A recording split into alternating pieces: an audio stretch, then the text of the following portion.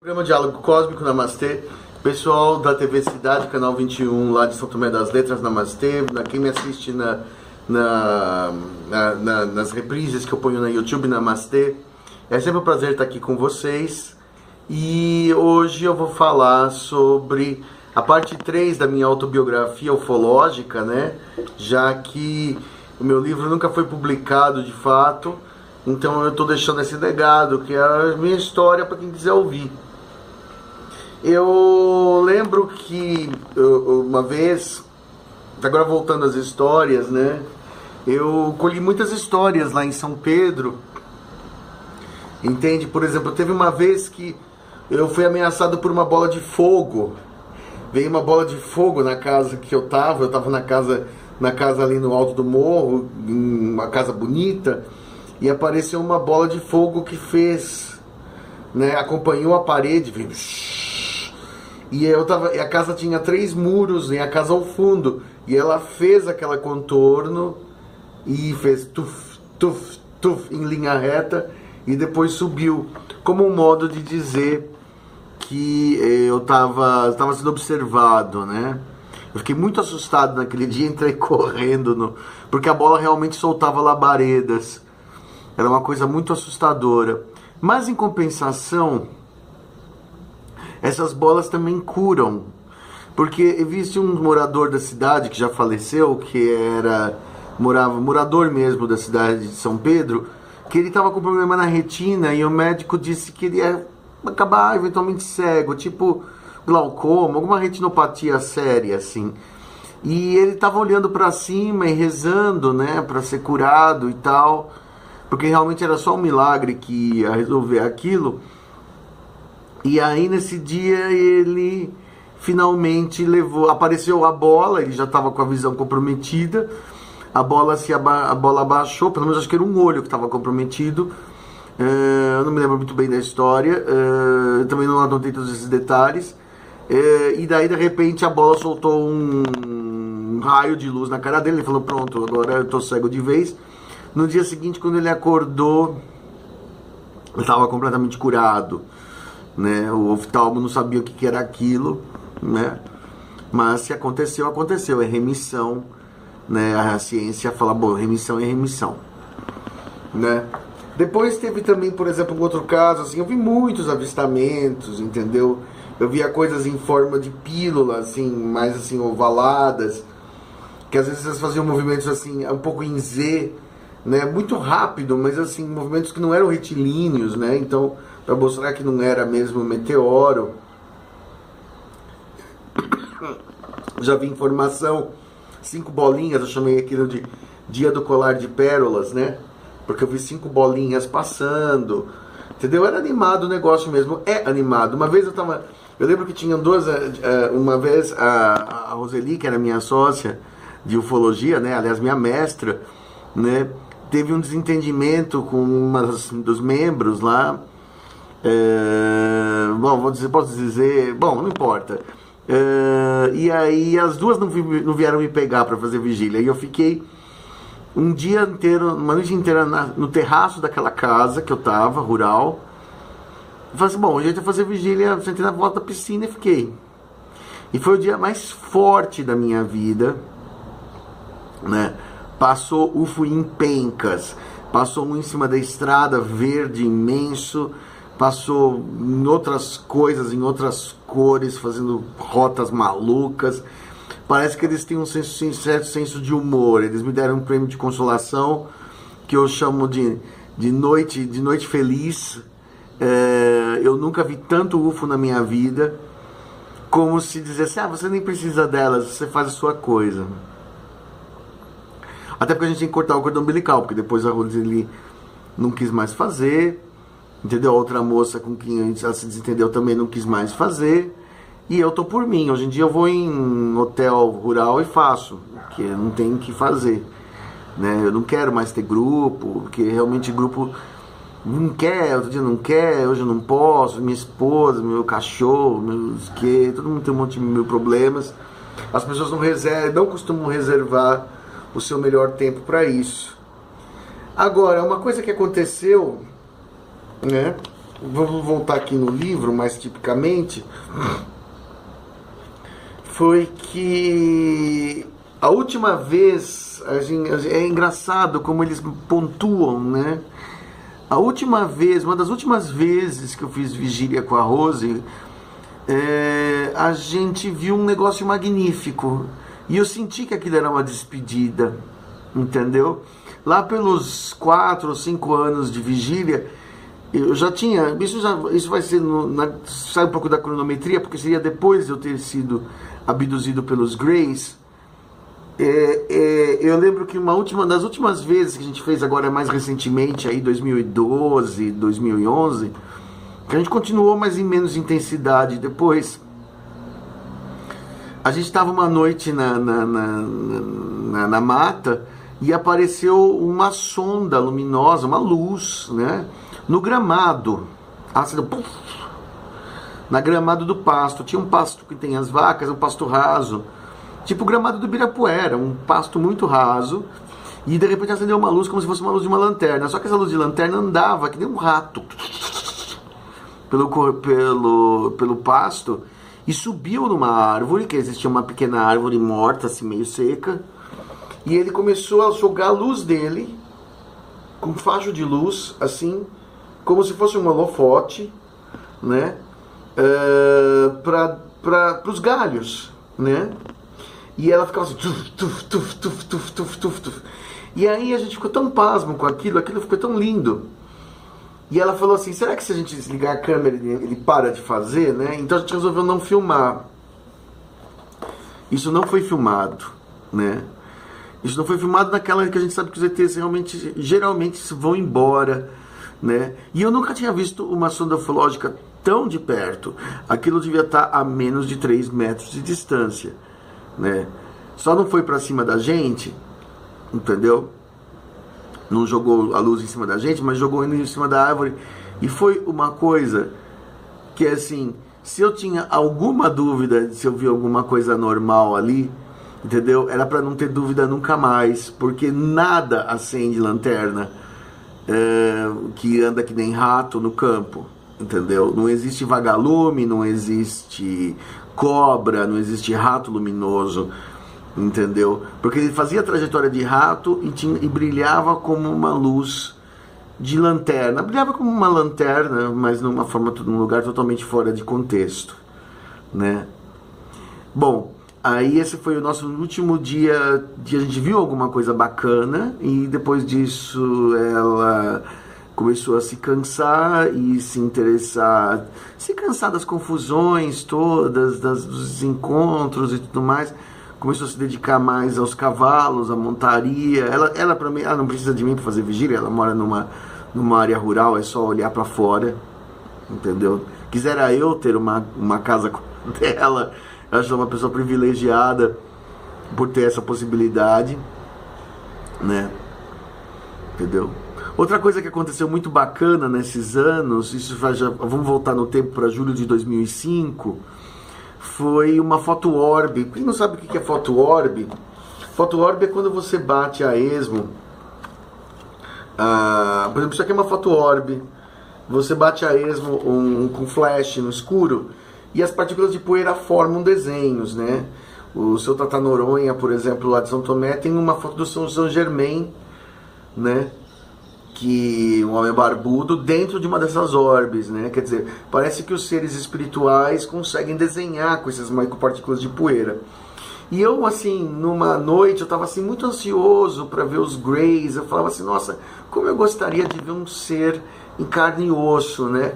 Eu nunca consegui ver um ser até hoje, nunca consegui, exceto por aquela entidade luminosa, Hashem. Eu nunca vi um ser assim muito de perto e acordado. Sempre quando eles aparecem, eles colocam você numa espécie de sedação e você fica naquela coisa meio, será que eu sonhei, será que eu vi?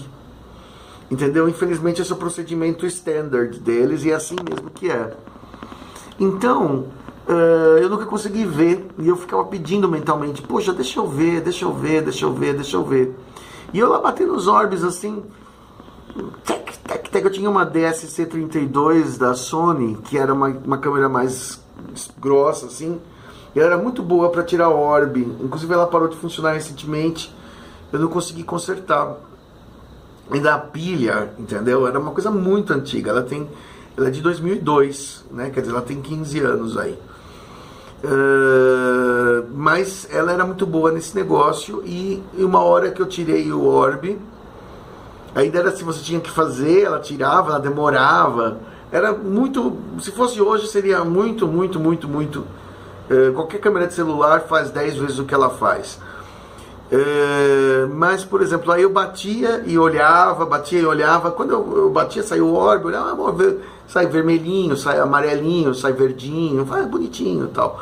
Mas eu pensando, eu quero ver um Grey, quero ver um ser, né?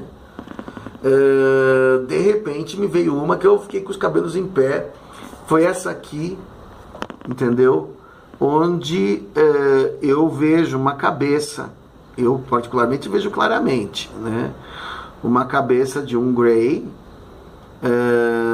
com aqui você vê, eu vejo claramente 2 olhos e aqui um crânio bem exagerado e atrás uma aura de luz, como se estivesse pondo a cabeça para fora, estivesse dentro de um lugar muito iluminado, abrisse um portalzinho, né? Como é típico das aparições interdimensionais, eles abrem um portal e aparece essa aura de luz e ele pondo a cara para fora, assim, entendeu?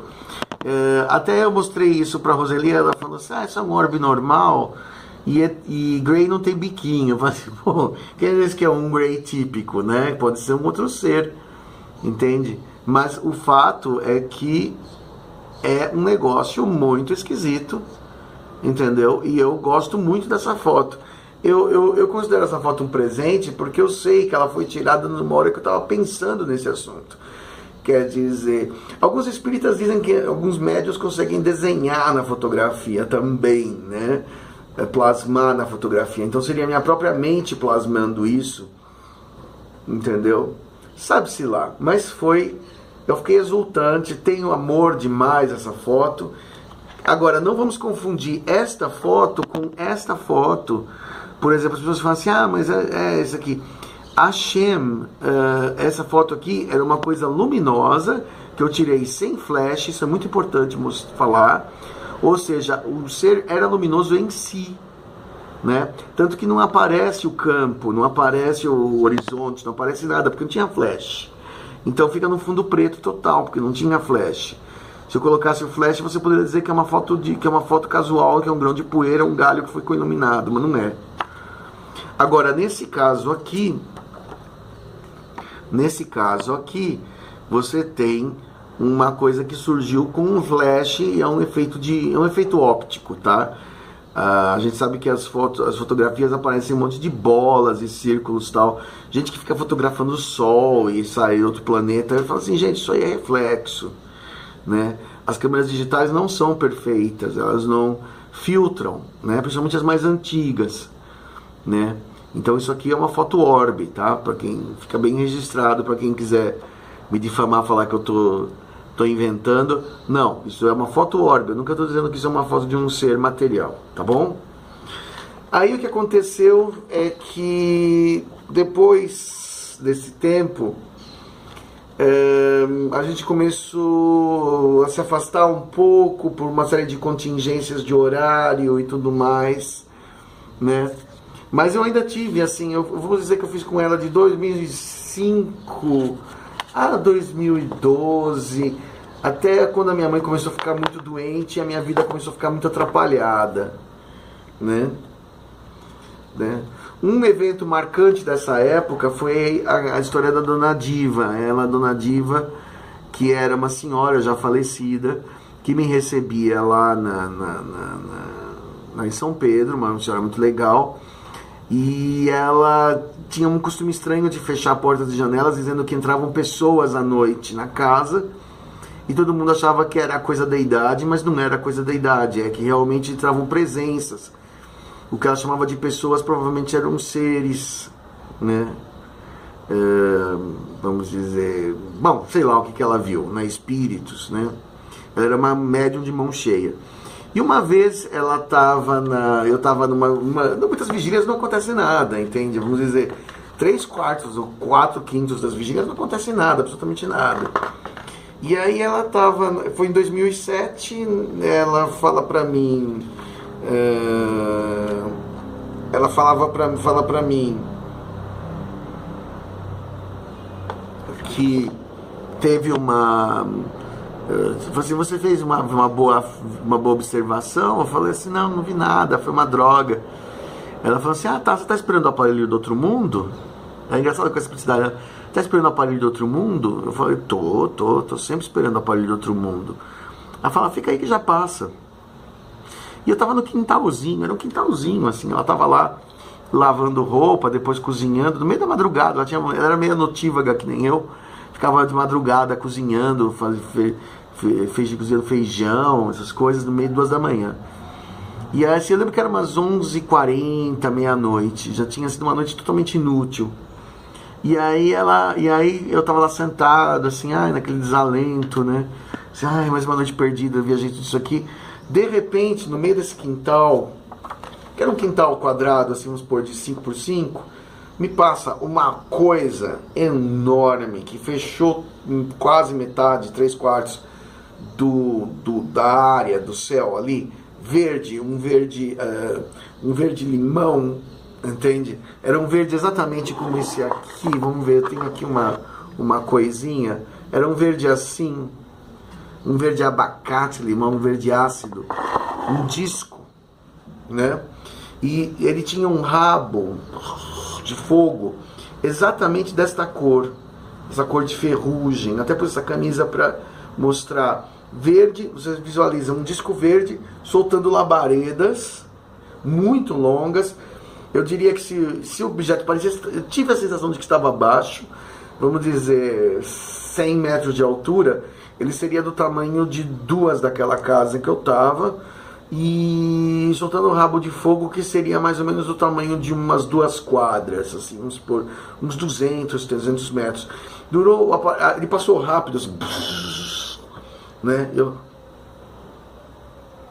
fiquei quieto, não só porque foi o maior UFO mais próximo que eu já vi na minha vida. Eu ia ver esse UFO de novo uma outra vez, em uma outra vigília mais à distância, a mesmíssima coisa, passando em cima da estrada que liga São Pedro a Águas, mas eu fiquei muito chocado de ver aquilo